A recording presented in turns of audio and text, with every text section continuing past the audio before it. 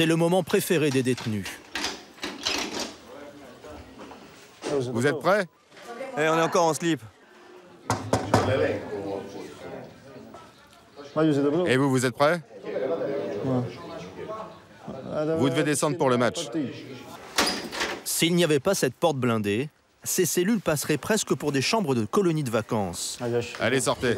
Les prisonniers y vivent par groupe de 3 ou 4. Ramène une clope. Prends-la, toi. Ce n'est pas un univers carcéral classique. Même les surveillants ne portent pas d'uniforme. Bonjour. Bonjour.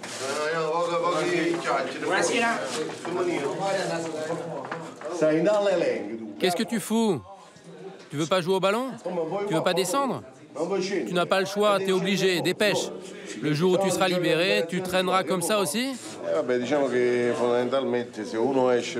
On sort du schéma classique du policier. Ici, tu te comportes avec eux comme avec tes enfants. Tu leur dis, tu dois faire ci, tu dois faire ça.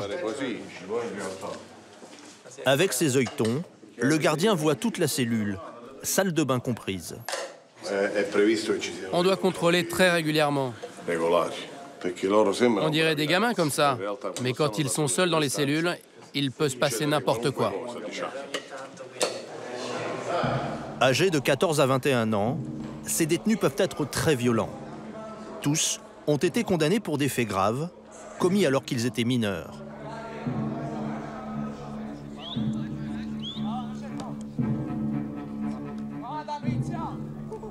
Ils appartiennent en majorité à différents clans de la Camorra, la mafia napolitaine. L'une des plus puissantes d'Italie, une centaine de familles qui ensanglantent la région de Naples.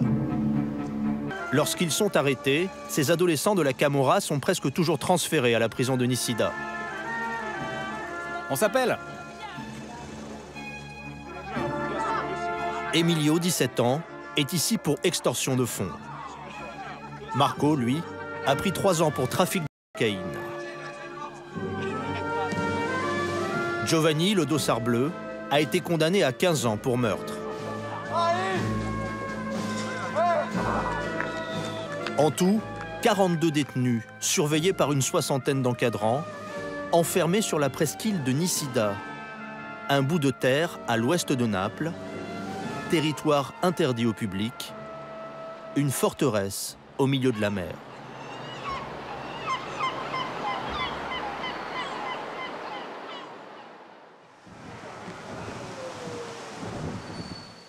Giuseppe, 17 ans, condamné pour trafic de drogue, vient d'être transféré ici après avoir fugué de son foyer de réinsertion. Il n'a pas l'air impressionné. C'est son 2e séjour à Nisida. Bon, on va s'occuper de ton enregistrement. Prends une chaise, assieds-toi. Lui, c'est un cas à part.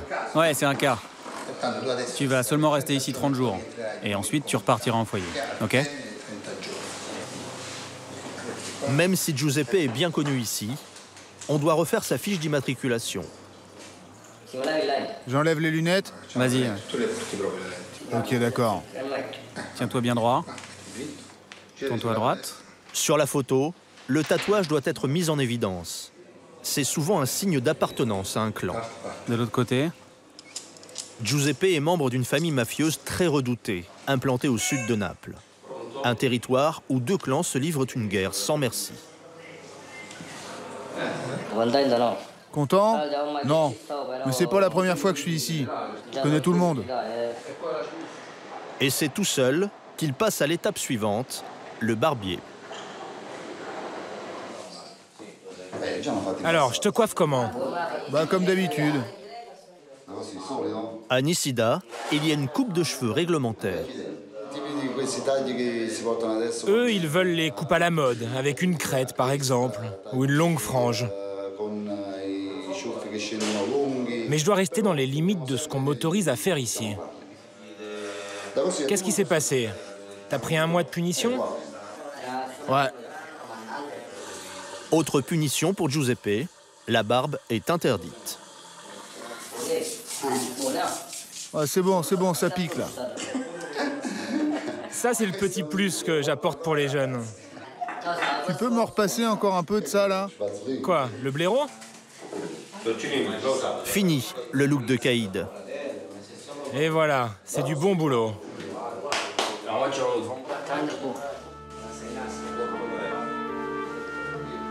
Avec sa nouvelle apparence d'ado comme les autres, il va intégrer le bâtiment des garçons. 20 cellules de 15 mètres carrés.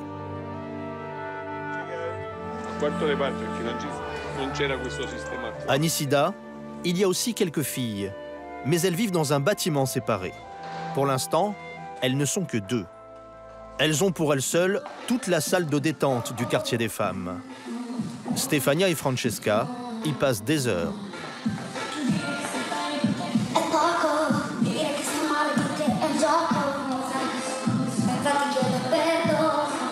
Les histoires d'amour qui virent au drame, Stefania connaît bien. À 17 ans, elle était la petite amie de ce chef de bande d'apprentis mafieux. Par amour et appât du gain, elle a participé à un braquage à main armée dans cette station essence.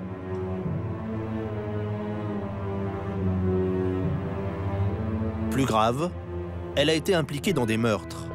L'une des victimes a été séquestrée, torturée et abattue dans ce garage.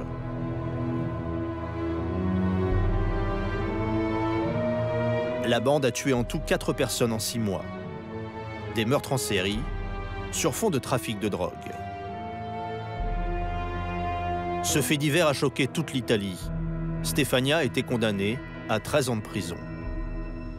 Ici, on ne parle pas de ces choses-là. Les propos des détenus sont constamment contrôlés par les gardiennes. Mais dès qu'elles s'éloignent un peu, Stefania se livre. Quand tu as 17 ans, tu sais, tu peux subir des influences négatives et ça te tire vraiment vers le bas. Tu es jeune et tu n'arrives pas à choisir le bon chemin. Je me suis attachée aux mauvaises personnes. Ils ont fait exploser ma vie. Votre futur, vous le voyez comment? Mon futur, je le vois avec mon mari. Essayer d'acheter une maison. En économisant, sans commettre de délits. Pour moi, ici, c'est juste un passage. J'ai commis des délits parce que j'ai mes raisons. Mais je m'imagine une vie normale. On sort, on travaille et on fonde une famille.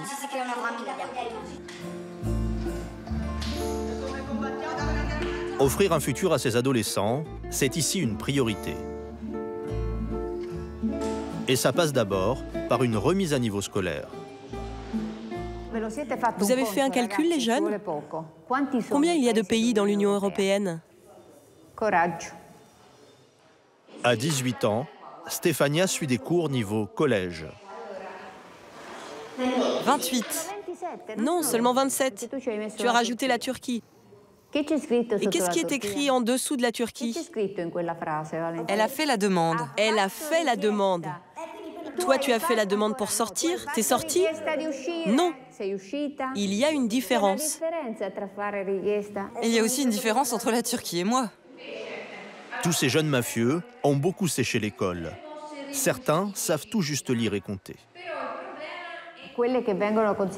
Leurs compétences de base, que ce soit le langage ou le raisonnement, sont vraiment très faibles.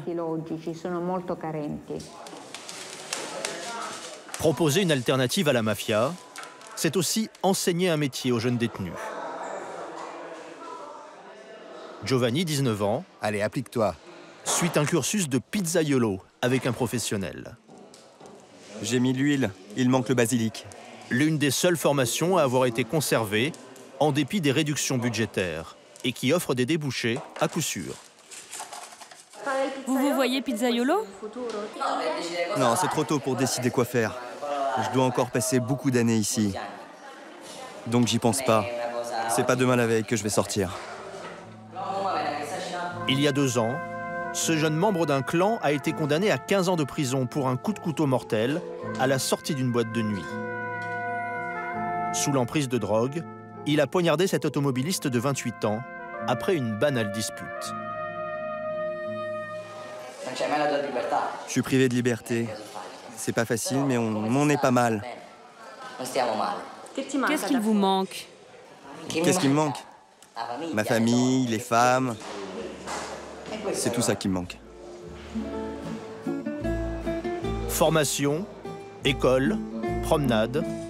Les détenus passent plus de 5 heures par jour hors de leur cellule. Tous à la grille, allez!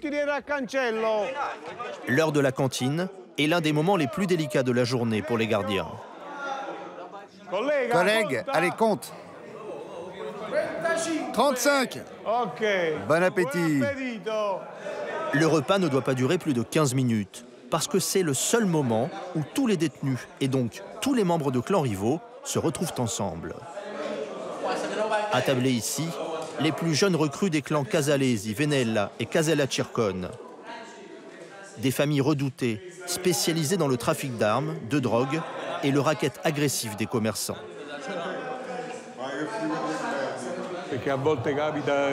Parfois, il y a des tensions qui se créent quand ils sont en promenade dehors. Alors ils vont régler le litige ici, à la cantine. Ça veut dire bagarre générale. Et dans ce cas-là, chacun a le devoir d'aider, de défendre son clan. C'est une de leurs règles. L'un de ceux qui connaît le mieux les différents clans, c'est le père Don Fabio. À Naples, il est responsable d'une église dans un quartier gangréné par la Camorra. Bonjour, comment tu vas? Ça va.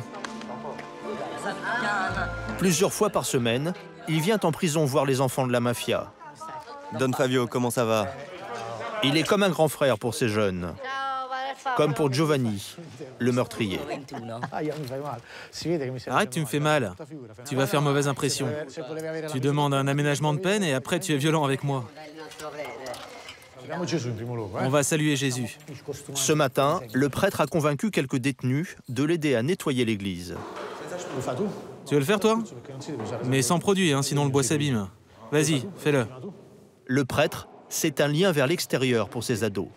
Il essaye de leur trouver un boulot à leur sortie, un défi dans une région où le chômage touche 1 jeune sur 2.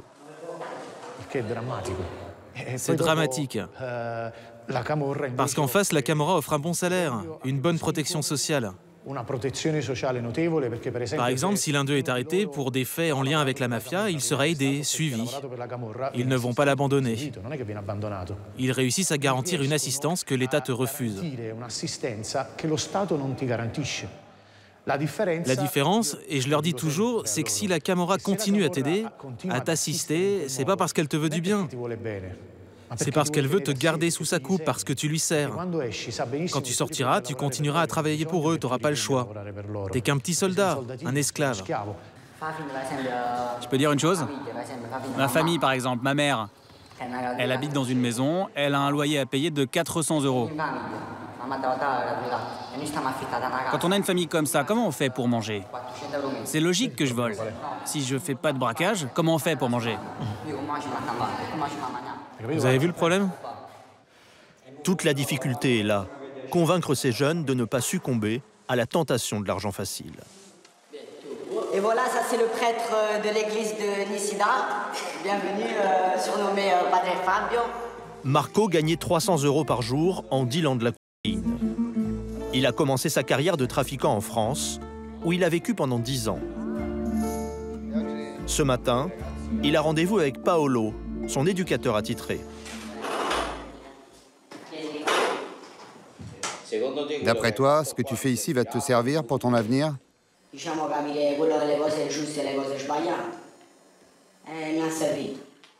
Avec lui, il va faire le point sur sa demande de sortie avec bracelet électronique. Qu'est-ce qu'on a demandé pour toi?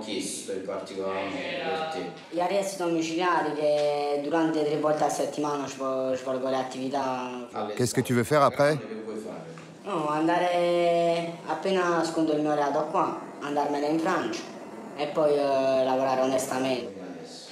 En attendant, parce qu'il s'est bien comporté, Marco va déjà pouvoir goûter à un peu de liberté.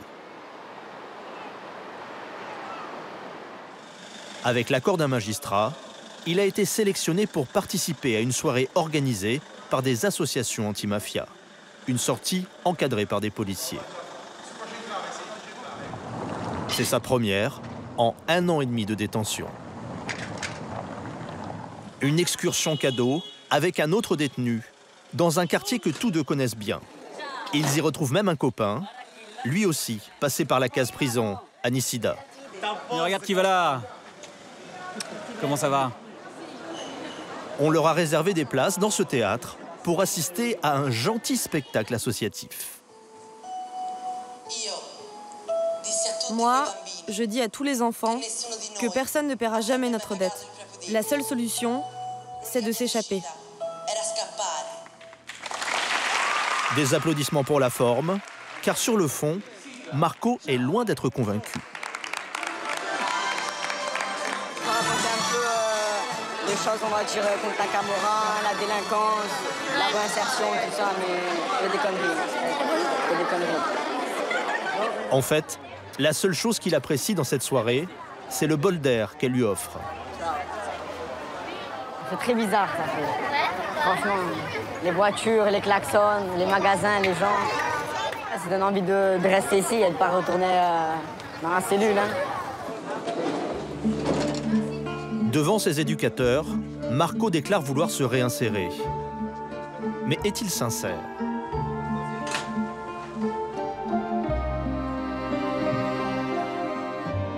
Le lendemain, lors d'une promenade, alors que nous nous écartons des gardiens, il nous parle à voix basse.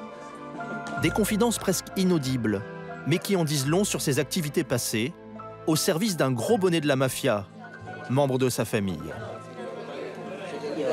Mais que des gens travaillent sur les réseaux, ils sont jamais... Ah ben, ils gagnent beaucoup. 10 000, 19 euros. Ça vaut 70 euros. La file indienne qui vient. 20 à 30 personnes. De 10h du matin jusqu'à 2h, 3h la nuit. C'est un peu le calcul. Les mafieux, par exemple, la fin de semaine, t'as vendu quoi 10 kilos. Je donne les sous de 10 kilos à moi. Lors de cette conversation, Marco nous avoue qu'il ne veut pas se ranger tout de suite.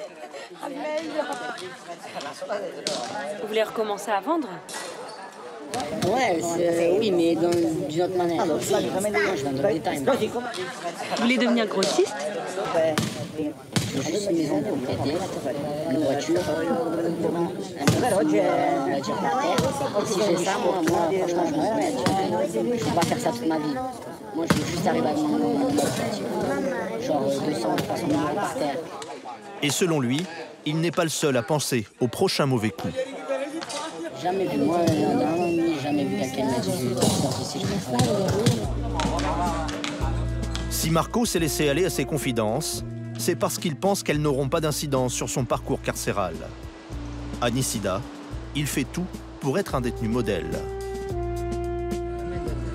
Mais sa propre famille ne se fait pas d'illusions pour autant. Son père, qui vit à Naples, vient le voir au parloir toutes les semaines. Une visite qu'il fait souvent avec le grand frère de Marco, qui, lui, mène une vie rangée. Il est serveur dans un restaurant. Oui. Je vous en prie. Vous pouvez attendre 1 minute, le jeune homme est en train de descendre.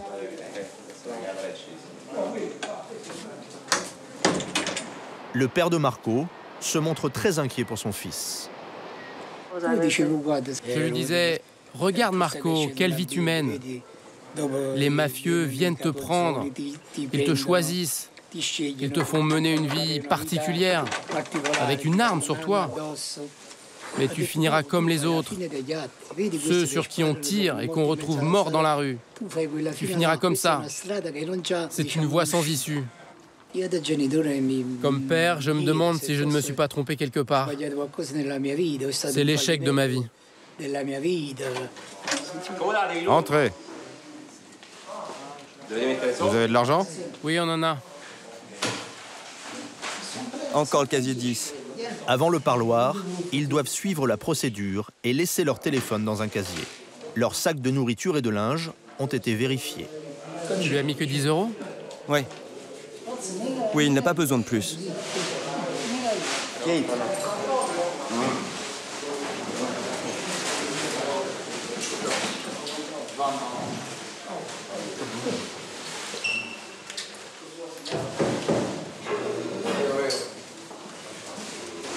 content de voir votre famille? Marco, son père et son frère vont passer 1 heure ensemble. Peu après notre tournage, Marco a obtenu sa liberté conditionnelle. Mais parce qu'il n'a pas respecté son contrôle judiciaire, il a de nouveau été incarcéré. Il devrait être libéré en mai prochain.